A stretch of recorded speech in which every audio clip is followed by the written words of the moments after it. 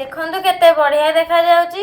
एबे पूरा रेडी हे गला बिना प्याज रसुन रे कोसला साग डालमा। हाय फ्रेंड्स, दिनराती लाइफस्टाइल को आपन स्वागत। तो देखंतु ये होची कोसला साग, सारू, आलू, बैगण।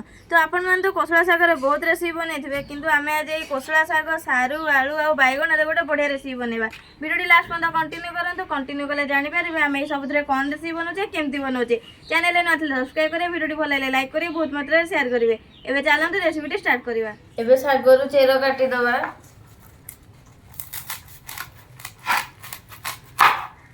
एबे साग को बाछि के चांगुडी रे थोइबा।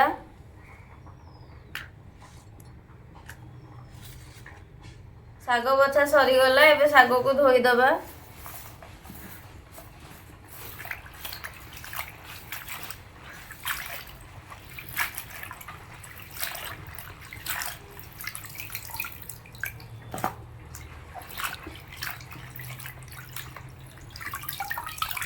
एबे साग काटिबा।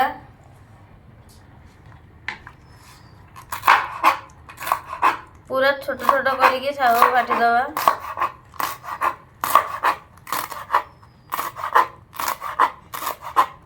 एबे साग कटा सरी गला, परिवा काटिबा।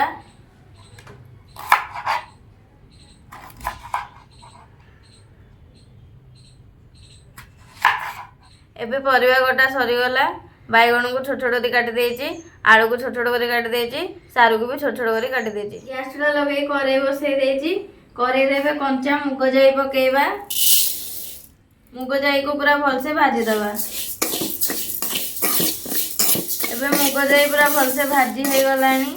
एबे इथरे अल्प पानी दबा।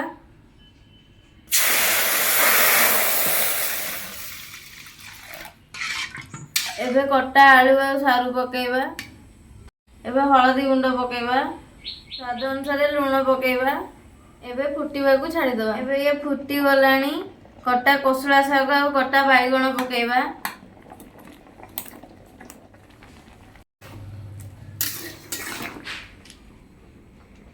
एबे सिजिबा को 5-10 मिनिट छाड़ी दबा। 5-10 मिनिट हे गलानी।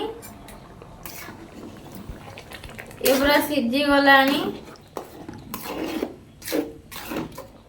एबे एठी के ढाली दवा। रिफाइन तेल पकेइबा।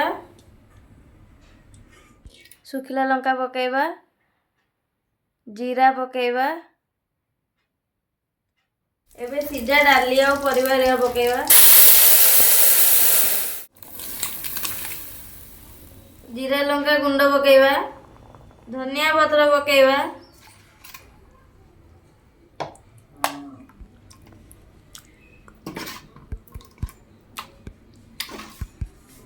देखंतु केते बढ़िया देखा जाउची।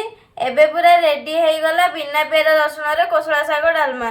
कोसला साग रे तो आपण बहुत रेसिपी बनेथिबे, किंतु एमती रेसिपी केबे बनै नथिबे।